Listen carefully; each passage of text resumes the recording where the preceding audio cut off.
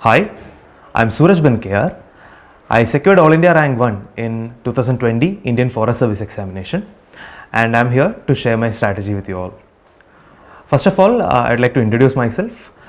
I did my college from Indian Institute of Science Education and Research, Trivandrum, ISER. I come from a very humble background. My father was a government school teacher who is retired now. My mother is a homemaker, and I have a sister who is also a teacher. I had secured All India Rank 321 in 2018 Civil Service examination, and I am currently in the Indian Ordnance Factory Service working in Trichy. Let me tell you a little bit about this service. Indian Forest Service is one of the three All India services in India, the other two being IAS and IPS. An All India service means that you will be recruited by the central government and you will be allotted to one of the cadres, and you will be serving your career inside the cadre. Now, Indian Forest Service, the mandate is to implement the National Forest Policy of 1988, which involves forest management, afforestation, reforestation, etc. Then there is wildlife management aspect.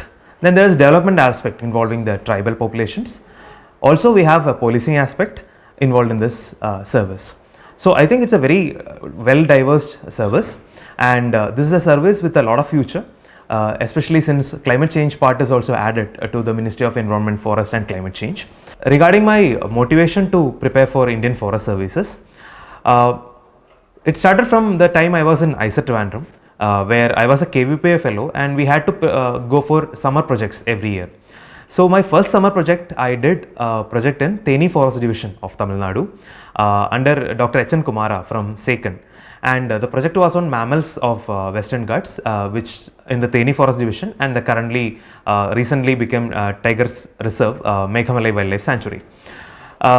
Further, in my fourth year, I also did another project in the forest in Kulathoppuzha Forest Range of Trivandrum, where I was working on the flora and working in close association with Myristica swamps. तो book sources current affairs में मैं civils daily के बारे में बता रही थी। बहुत ही रिच क्वालिटी का कंटेंट आपको मिलता है। अच्छी बात यह है कि अगर आप ऐसे कोई भी टॉपिक है, सपोज इंडो अफगान, उसमें आपको साल भर की जितनी न्यूज़ है वो एक के बाद एक इम्पॉर्टेंट न्यूज़ आपको मिल जाएगी, तो आप वहाँ से एक साल का करंट अफेयर्स हर टॉपिक वाइज रिवाइज कर सकते हैं। आप सिविल्स डेली को ज़रूर एक्सप्लोर करेगा। I have known about the initiative by Anudeep Durishetty sir. He followed the Samachar Manthan of Civils Daily. Right. So that was the reason, sir, that I've taken the prelims test series and mains test series also. Second बार तो जब मैंने mains दिया तो आपके through direct मैंने answer writing में काफी help मिला। तो जिस चीज का मैं कह रहा था sir, the art of answer writing, because you have to display those qualities which is required as a civil servant. तो वो जो आंसर राइटिंग में आपने चीजें बताई थी कि कैसे कैसे इसको पॉइंटेड लिखो, सब टाइटल्स डालो, तो सिविल्स डेली ने काफी हेल्प करा।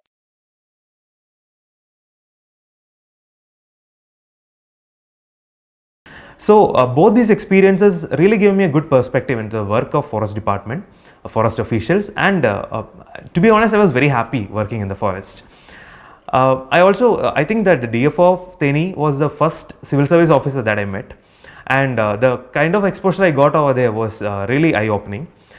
In fact, I happened to be to see a raid that was happening in Theni by the DFO, which was really exciting for a youngster like me at that point of time. I was also a part of the elephant census which happened in 2012 in the Theni Forest Division, where we were clubbed with the forest guards and we used to go with them for the estimation of elephants. So all these experiences gave me a lot of respect and admiration to the service, and I felt like this is a service where I can be happy in and maybe satisfied in as well.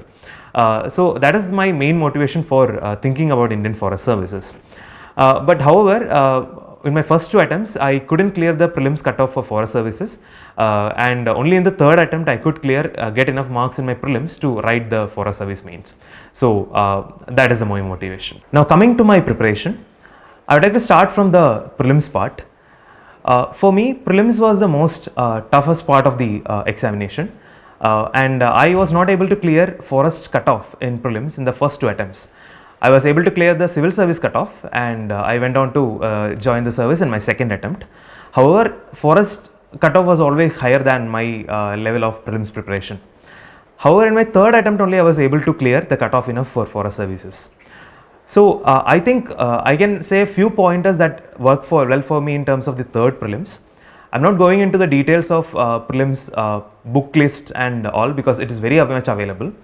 I usually stick to the standard books and standard source of current affairs. I would usually pick one standard source of current affairs, any module by one of the academies, whichever I like that year, and I would follow all the standard books in all the basic subjects.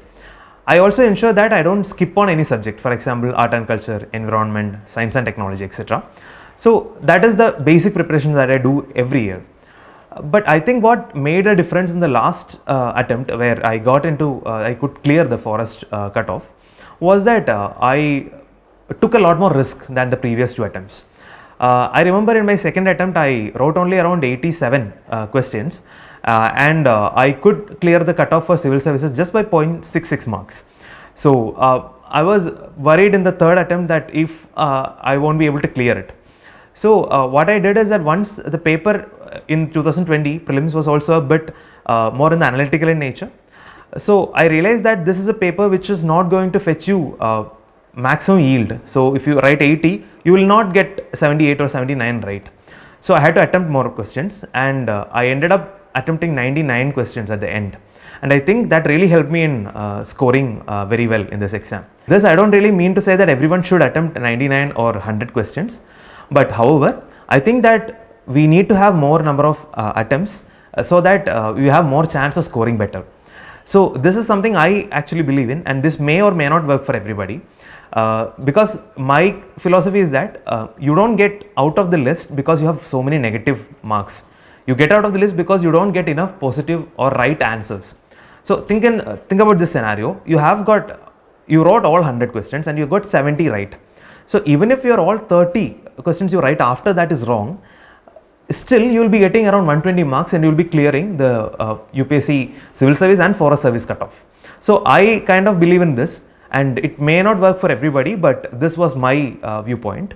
So I went on and attempted more number of questions. Even in this year 2021, since my interview happened after the 2021 prelims, I went on to write the prelims as well.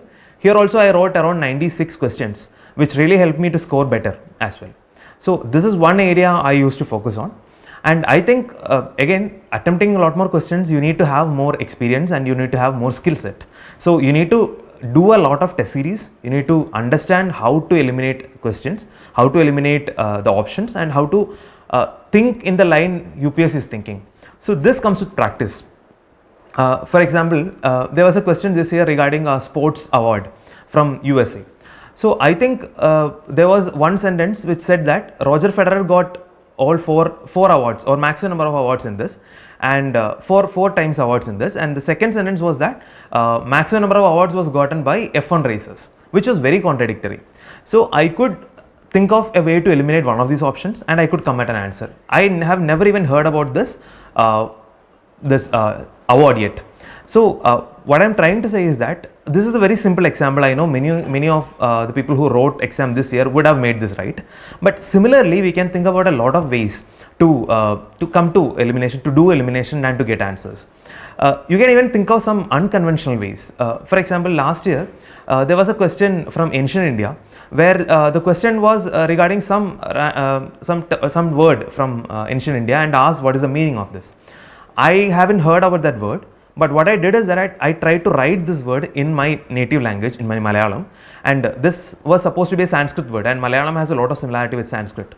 So I converted this word into Malayalam. I tried to write the word in Malayalam in different ways, and one way when I wrote, I got an idea. I eliminated two options with it, and finally I could get the answer right. Now this is an extreme case, but what I am trying to say is that you can do a lot of jugaad in between in eliminating answers, and you need to practice this. This doesn't come in one day. You need to practice this and try to stick to the basics and try to cover every area as possible.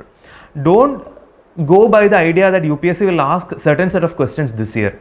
Next year they will ask this set of questions in that.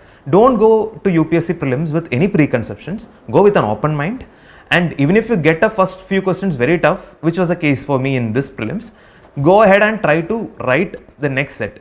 Take each question as a separate bowl. Like when you're handling in a playing cricket, you take each bowl separately.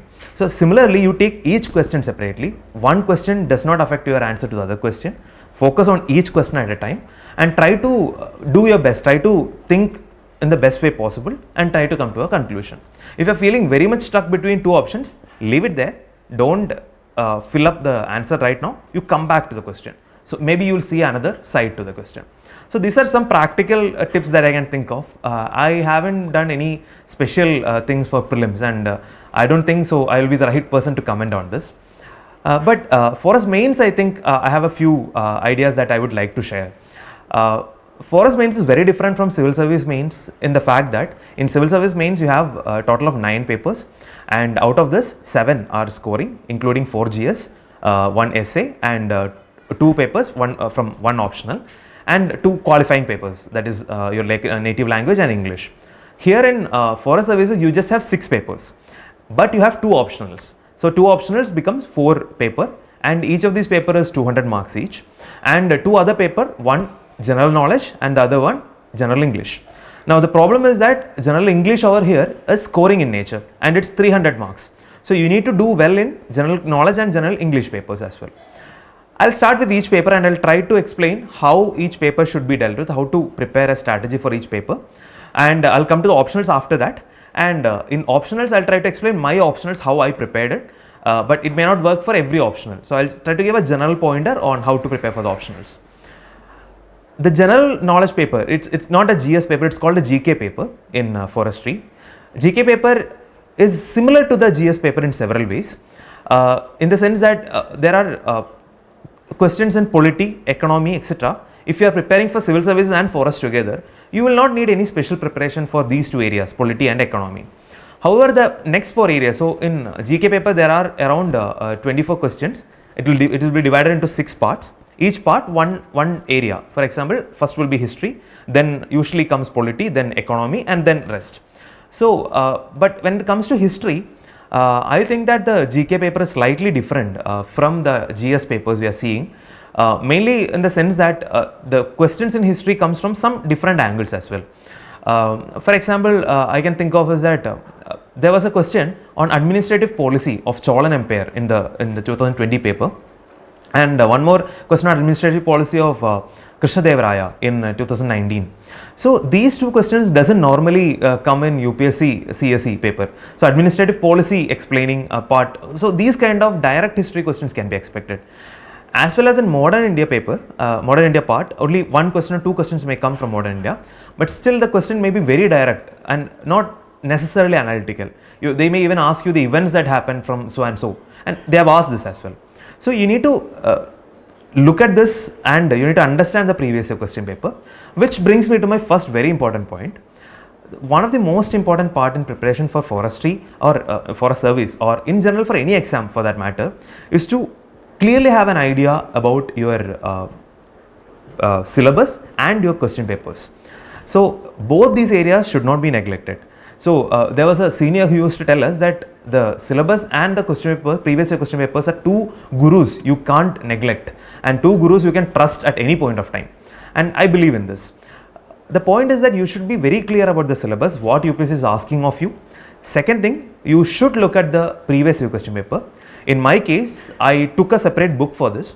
I analyzed around 10 years of previous year question paper for all 6 papers, and what I did is chapter wise I segregated and I wrote down, I didn't copy paste it, I wrote down the questions for each chapter from history. For example, in GK I divided into 6 chapters, and in each 6 chapters I wrote down what questions were asked, and this actually helps you in understanding the depth as well as the width of the questions that are being asked in various chapters in the examination. What I mean by depth is that it tells you how much deep you have to study. So you should have a very clear idea about both these. Only then you can really prepare for this exam well and not waste your time on unnecessary things. This strategy applies to every paper, especially in the optional paper, but even in GK this applies. Now in GK paper, I think in forest service examination, one very important aspect you have to look at is some areas which are not really that deeply asked in UPSC, but which needs to be studied extensively for forest paper. These include biotechnology, environment, science and technology, and geography, especially some human geography part. So I think that these areas, especially biotechnology and science and technology, very specific questions are asked. A good example is last time there was a question on MRI, and previously there was a question on squid. So these areas, unless you know this answer, you can't write this, you can't bluff these questions. I actually did a lot of work in these areas. I tried to cover a lot of current affairs magazines and a few other sources to see some very hot topics in biotechnology, in environment, science and technology, etc. And I wrote some very basic notes down, and I used it extensively as well. I think I got a few questions directly from these notes I made as well. So this is one area you shouldn't ignore. As well as I told you before, history is one area which you should prepare differently from the civil service examination. But the other two areas, polity and economy, I think it sticks mostly to the UPSC style, and you can get through without any special preparation. But one thing I want to tell you again and again is that GK paper is often ignored by people. People just focus on the two optionals. They think that two optionals are there, I have to prepare that alone. But without GK has almost 300 marks, and GK, the marks difference in GK is very high. Our marks list are not out yet, but from what I gathered from previous year's mark list, it can go up to 170, 160, 170 and below to much lower level, 130, 120 below that level. So that's a big difference of 30 to 40 marks in just one paper. The same thing applies to the second paper, general English paper. Now here, this is one case where UPSC is actually making a English language paper compulsory, and you have to be prepared for this. This is again another majorly overlooked paper, but I actually did a lot of work in this paper because I scored very less in my 10th and 12th English, and I was worried about my English proficiency. So I did quite a bit of work in this paper. So when I explain this paper, I think that the main areas in this paper is one, there's an essay which you can handle with your essay preparation from UPSC. Then there are two, a letter and a report. Then there is a précis, there's a comprehension, and there is around 50 marks of grammar. So that's all about this this exam. So grammar is very serious, and for grammar I really believe that you have to take a proper grammar book. Any grammar book is sufficient. I don't remember which grammar book I took, so I can't comment on this, but you take any good grammar book and you see the areas which UPSC has asked in Forest General English, and you do that again and again. You try to do as many as possible. For example, me and a friend, we both sat down, and idioms is an area which has been asked every year. So we sat down and we did at least 150 to 200 idioms before we went to the exam. And there is another area, noun to adjective and adjective to noun. Here also we did quite some work because this is not something that we do usually. It doesn't come naturally to us. So especially in those areas which you don't feel very confident, work and put in a lot of effort and do as much as possible. For example, idioms, if you do 150, 200 idioms, at least out of the 5 idioms that comes, at least 3 or 4 you will already know. So only one idiom you will have to guess. So that will give you a much more advantage as somebody who hasn't seen any idioms yet. So they'll be guessing mostly.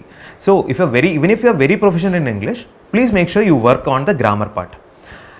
The second part which I want to focus on is the précis and comprehension. Why I am taking this together is that both these requires, people do a mistake in both these, and I used to do the same mistake when I was in my school +2 time. Précis and comprehension, what people usually do is they take words out of the paragraphs, they just copy paste it over here. They just pick words. Précis, you have to reduce it to 1/3. So they take words out, they put it over there, and they believe that will make a good answer. Now what you need to understand that you are not asked to copy paste from the question paper. That's not what they are testing on you. What they are testing is your proficiency in English.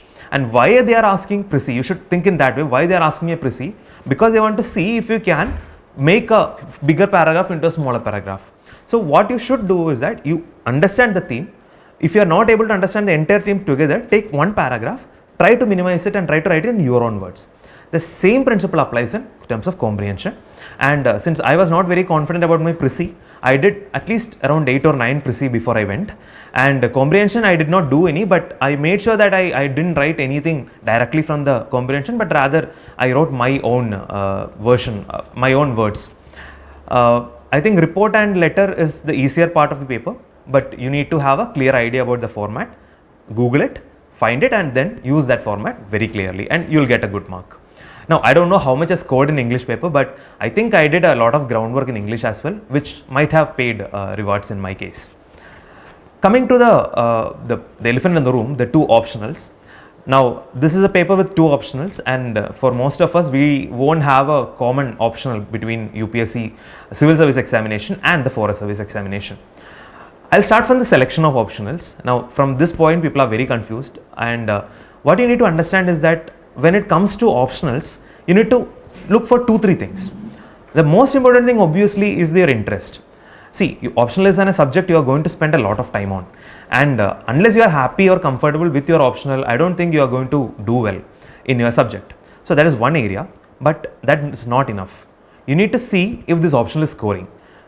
Choosing a non-scoring optional or choosing an optional which is not very scoring for a lot of people can put your chances in hold.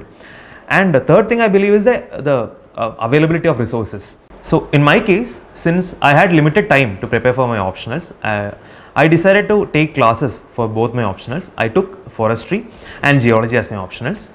I chose these two basically because these were the most common optionals taken by the students for forest services, and forestry mainly because since I believe that this will be very important when you get into the service, and I wanted to study that. Geology because it was the most commonly taken optional, and I think the syllabus is also pretty straightforward, pretty small, and I believe that you can complete the syllabus within the small period of time, at least to the amount you need for the examination. But then again, since I was a newbie to both these subjects and both these are science subjects, I decided not to take much risk and I went for classes. For forestry, I took classes at Shankars, and I believe that the classes really helped me in preparing well for this examination. Here in forestry, apart from the classes, what I focused on was the basic standard book Manikandan and Prabhu, and some YouTube videos really helped me in between to understand some concept which I was not clear about. So I think that these are the areas I focused on. So a few pointers regarding forestry paper, what I want to tell you is that even in both, I'll say some common things. One is what I explained before in terms of when I explained the general English.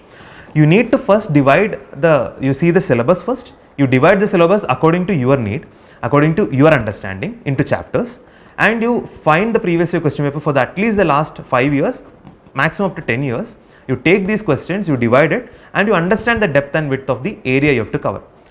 For some students, this may seem difficult in the beginning. So don't do it in the beginning. You start studying, start having a base, and then do it. Then you will have better understanding. Then you will be able to, for example, in geology, I was not able to do this in the beginning because I had a zero understanding of the subject. But after a couple of weeks, I started getting an idea. So I could divide this and I could understand where this question belongs. That much knowledge I got by that time. So you can do it at different times, but don't do it too late. Please make sure you do this separation, and please do it yourself. Don't depend on somebody's ready-made things because you won't be working on it. Only when you work on it, you are reading these questions again and again. And once you are studying the subject, you will remember, this question was there. So this memory was there with me whenever I was studying, and this actually helped me to focus on those things that are important. In forest service examination, I have seen in both the optionals for forestry as well as geology questions repeating again and again.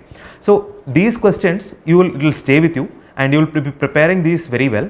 And when it comes to the exam, you will save a lot of time because you will be writing very fast because you already know the answer, and you will get a lot more marks than otherwise. So do focus on that part. Now, after the common pointers, I believe that in terms of forestry, a few things are very important. In forestry paper, focus on the core areas and try to complete at least those core areas before you go to the exam if you have short of time. The core areas include silviculture systems, mostly comes in the paper 1, then silviculture of mangrove and coal desert system, then there is tree improvement and breeding, some aspects of agroforestry, social forestry, JFM, etc. So these are the main areas. The other areas like forest soil management or biodiversity management, etc. Biodiversity especially, you will have some idea if you have studied well the environment part in civil services. So you will have some idea. So what I'm not saying that don't study this, but focus on the core forest areas first, try to get this right, and then go ahead and do the less core forest areas. In paper 2, similarly, you focus on the more core areas, which includes the working plan, mensuration, then I think forest management, forest resource utilization, etc., and forest legislation as well. So these are the things I can think of right now. I may be missing 1 or 2 topics, and give less focus to those areas like environment or and those you can actually write a decent answer even without studying Manikandan and Prabhu. So when you're reading Manikandan and Prabhu, focus on these areas first, get a good grasp of this, and then go ahead and try to finish off the syllabus. Now another area in For example, one area I want to focus on in forestry is silviculture of trees. Now, this is an area which is very controversial among the students. Some people prepare this extensively. There are around 36 species of trees they have mentioned, from Tectona grandis to some very rare species. So, here you have to choose what to study. How do you choose? You go to previous year question paper. You see how many questions are asked, what all are mostly repeated, and study maybe around 10 to 15 of them very clearly and go ahead. Even if some random question comes, understand it's an outlier and don't panic because that outlier came in. You can always manage. So, I don't think learning 36 trees and their proper silviculture completely is good for your brain or good for your actual preparation. So, this is my opinion. If you are really good at by hearting things, then you can go ahead, but I think that this is an area where you should be smart about and you should prepare based on the previous year question paper very importantly. I also think that you need to, there are few things that fetch you a lot of marks in forestry. This is a technical subject, so writing some of the keywords, writing scientific names. You should be writing scientific names and you should be writing it properly. So when you are writing the scientific name, if you are not writing it properly, you'll actually may lose mark rather than getting more marks. So practice this. One thing happened to me is that in the first paper I realized that I was writing the second part with a capital, the two words, for example Tectona grandis when I am writing, or Shorea robusta when I was writing both with a S and a R capital. Later only I realized that the R should be small. And you may think that this is a small thing, but for a person who is checking your paper, this is a very important thing, and this shows if you actually know how to write a scientific name. So if you are not familiar with scientific names, please write and practice. Don't make the mistake I did. I had to go back and correct each and every areas I did. At least I remembered within the exam. Now I think that's what I want to tell about forestry paper. Most areas are covered in Manikandan and Prabhu. But you have to be careful when you are preparing even with Manikandan and Prabhu. It's a very big book and you need to be selective. Go for the core areas first, which I mentioned, core forestry areas first, and try to attempt those core areas as well. I think that actually fetches you more marks. I did that. There are people who believe the other side as well. You can take the easier questions. But I think as a technical paper, if a technical person is checking it, I think that writing silviculture questions will be much more rewarding than writing an environment question or biodiversity question. And you should also remember that a serious aspirant, a non-serious aspirant will always write environment wala question. But you can stand apart by writing the core areas with proper examples, proper like scientific terms, etc. But here you have to be careful, don't misfire, don't go ahead and write the wrong examples and fetch negative marks. Also focus on your drawings.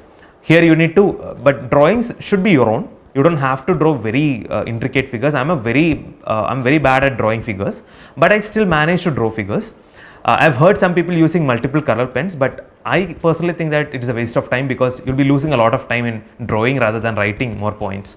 So I didn't do that personally, but I've heard people doing that. I used a different pen to draw because so that it will stand out, but that's it. But then ensure you label it. You put it in a box, you label it, you label figure 1 and you write what it is. So these are very small things. You might feel that these are very small things to be mentioned, but see when it comes to UPSC, each mark counts. And when you're doing this again and again, the examiner will notice that you are doing it properly, and at some point or other you might get 1 or 2 marks extra, and that counts at the end of the day. Coming to my second optional, geology. I believe this is, again I went for a class for geology. I attended the class at Insights on India, and the classes were really good. And the most important aspect that came to me through the class was he was teaching us with notes. What I did is that after the classes I built upon those notes.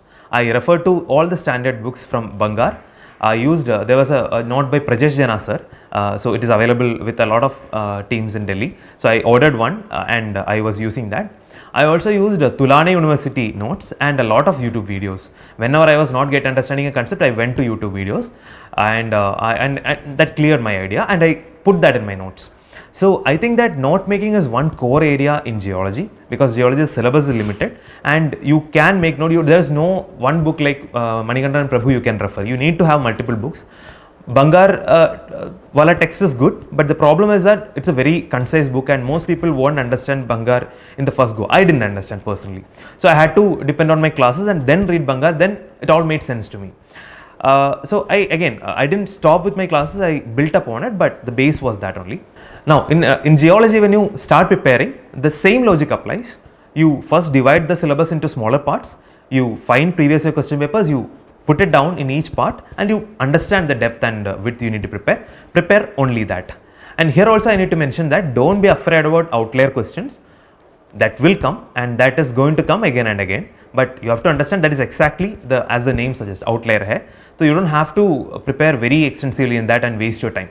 Those questions which are already come as outlier questions in the last 10 years, you just prepare some basic notes, maybe 100 words or 200 words, you basically prepare so that in case it gets repeated, you can write it. But more than that, if you go and explore this area, I think each of these areas will be too much to explore and you will be wasting a lot of time. And coming to, that's all I have to say about in geology. And coming to in general, what I think is that forest service examination is one exam where you don't have a lot of time. So time is your constraint, and time you have to manage properly if you want to clear. And you have to take all the 6 papers very seriously, balance between them. Don't take anything for granted if you want to qualify this examination. Again, I don't know my marks yet, so I don't know which paper I scored better, which paper I scored less. So I am not going to comment on that. But I think that you need to have a balance. I tried to balance my preparation. I gave enough time for even English when many people skip that paper. And regarding time management, I would like to mention one small advice. My senior Ganesh, he was my batchmate in 2019 batch, and he is currently an IFoS officer. So he told me this small idea. It seems like a very rudimentary thing to say, but it really helped me a lot. He told me that, see, forest, you don't have enough time to prepare, so don't stop reading and keep reading until the moment you enter the hall. Why he told me this is in a context is that he told me that most people will give up on forest before the exam even starts. You just have around 40 to 50 or 60 days maximum. You have 2 huge optionals to prepare. You are nowhere near to completing both these optionals. Maybe one option you did well, the other you don't know anything. And you start panicking. So what most people will do is either they decide that they don't want to write this exam and they quit this exam altogether, or they decide that they are not good enough for this exam and they stop preparing, or they become lethargic in the last 10 to 15 days. And the same thing happened to me. Before, around 15 days before the exam, I thought that I may not qualify this time. I felt very bad and I called Ganesh, and Ganesh told me everybody feels this way, and the key is to keep preparing. The key is to not stop preparing till the moment you enter the exam hall. And I followed this in letter and spirit. I remember once the security had to shout at me to get into the hall. So you may think that this is a very rudimentary thing to say, but I am a person who doesn't usually do the last minute reading. I just prepare on the previous day. The next day I feel like I should be more relaxed when I go to the exam. But here in forest, I think it's a more technical exam, and you know, more knowledge you have, the better you can write. And actually, with just this advice, I think I wrote at least 60 marks questions in a better way. I'm not saying 60 marks I got extra, but 60 marks wala questions at least I wrote in a better way. A good example I can tell you is that Australian bushfire, there was a question in GK. And I know about Australian bushfires, but since I didn't prepare for civil service examination, I didn't know the technical aspect of it. And this is a geography question. You shouldn't write this in a very layman way. You should write the geographical aspects of it. Just before entering the exam, I remembered this Australian bushfire incident, and I just googled it and I noted down a few geography points. I saw these questions, I was so happy. I wrote this question first and then moved on. So this way I could actually get a few marks. Maybe I could have scored 2 or 3 marks more in that question, but each mark counts. So I think that this was one advice that really helped me a lot. So I think that the core idea of the advice is that it doesn't matter how you feel before the exam. Forest exam, everybody feels underprepared because of the shortage of time. So even people who skip civil service examination feels underprepared. The key is to just go and write it. Just go and give the exam and you have a chance. Just make sure that you write whatever you know in a good way and come out of the exam hall, and let's see what happens. So for those people who get qualified for forest and you have the eligibility, please don't skip the exam. Go and give the exam and see what happens for you. So that's about the main important part of the exam, that is the mains. Coming to the interview part, forest services interview, this was my first forest service mains and definitely my first forest service interview as well. So I have attended 2 civil service interviews before, back in 2017 exam and 2018 exam. But this exam, this interview or this personality test, as the UPSC calls it, is slightly different from the civil service examination personality test. The main difference comes in the fact that in this exam, the technical aspect of your knowledge is tested more than in the civil service interview. What I mean by technical aspect is that they are trying to look your eligibility as a forester, as a Indian Forest Service eligible candidate. So they will be more asking you on topics like forestry, forest areas, then as forest as a subject, environment and ecology, and many questions in those regions. So I think that almost 85% of my interview was based on environment and forest, and that actually is something you can predict and you can prepare very well in advance. So for this interview, what I understood this technicality of the interview, and I decided to prepare very well, because technical interview you should have knowledge, otherwise you will not be able to bluff your way out. Just by confidence you won't be able to clear it. So me and 3 of my friends, we started a group immediately after the mains results came out, and for around a month every day we sat together. We were in different places, so we had a like video call every day, and we used to prepare one topic by each person. We'll discuss it, we'll share the notes and make sure that everyone is knowledgeable. And by the time that 1 month ended, we were pretty confident in our home state, the forest of our home state, the details of all those things, and many of the environment issues all throughout India. And later on I built on this. So I think that this is one area that really helped me. This knowledge base was something which really helped me, that helped me with my confidence as well. During the interview also, I got 1 or 2 questions from my DAF, like why IFoS and those kind of questions. But after that, the entire interview was based on environment, ecology, etc. For example, at that time 2 floods were happening, one in Uttarakhand and one was in Kerala. So they asked me about both these floods, the reasons for both these floods, the different details of these cases. They asked me specific issues of environment from my home state, which I was not expecting really. They asked me about Attapadi issue. They asked me about Plachimada issue, which is a very old issue, but they had a very good knowledge about it. Since we prepared these areas, I could answer this authentically rather than just saying some random facts and sounding not very good. So I think preparing well in this technical aspects helped me a lot. Now I would like to mention another very important aspect which nobody really talks about in Forest Service interview. This was talked to me by my sir, Karthikeyan sir, and I took 2 one-on-ones with sir. So in the first one-on-one, after the one-on-one, I was feeling very good. I was feeling like, okay, I answered most of the questions, I did a good job.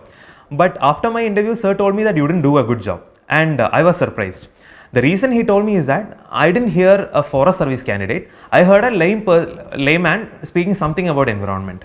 So then he told me how to structure my answers. So I can give an example to make this understand. For example, he asked me about Western Ghats. What is Western Ghats? And I started saying that Western Ghats is a group of mountains and so on and so forth. He told me, you are a forestry student, you are an environment student, and you are a person who wants to become a forest service officer. You should mention the technical side. You should be more structured in your answer. And I improved my structure later on. And this way of structuring I improved. I put it in every one of my answers. So for example, there was a question asked to me about Myristica swamps, because I worked in that area. So I started my answer by saying that Myristica swamps is a evergreen ecosystem which is lying in the valley regions in some specific areas. Then I started to say the areas which lies in Goa, Uttarakhand and many parts of Kerala. Then I started to explain why it is called Myristica swamps, because of the family name. Then I went on to explain the ecological aspect of the Myristica swamps. So I hope you are getting what I am saying. So this was a continuous structuring, starting from the forestry aspect, moving to the environment aspect, and then moving on to the current management aspect. I even mentioned the fact that the Kaava concept, which is the sacred groves concept in Kerala, some of the Myristica swamps have become sacred groups. So by this way of structuring, I actually show that I have a very wide knowledge of this area, the entire topic, and that I think this kind of answering you need to practice if you want to show that you have a good knowledge. You may have enough knowledge, but you may not be able to tell them that you have enough knowledge. So, so that is one thought I want to leave with you regarding the Indian Forest Service interview. So I think that's it about the Indian Forest Service examination. But I think that Indian Forest Service examination, or civil service examination for that matter, is an exam which requires a lot of dedication and hard work. But at the same time, this requires a lot of conviction from our part and confidence as well, especially in the interview stage. One thing I want to tell the people, the aspirants, is that you need to balance between the preparation and your personal life and your mental health as well, so that you maintain a proper bodily as well as mental health when you are preparing for this examination. Without both, you cannot clear this examination. So you need not do extreme terms. Whenever you are studying, you make sure that you study properly and you study dedicatedly without any disturbances, and make sure that you find times for yourself, your loved ones, as well as your mental health as well. So on that note, I would like to say thank you. I would like to thank DKT for this opportunity, and all the best for everyone who is preparing for Indian Forest Service examination.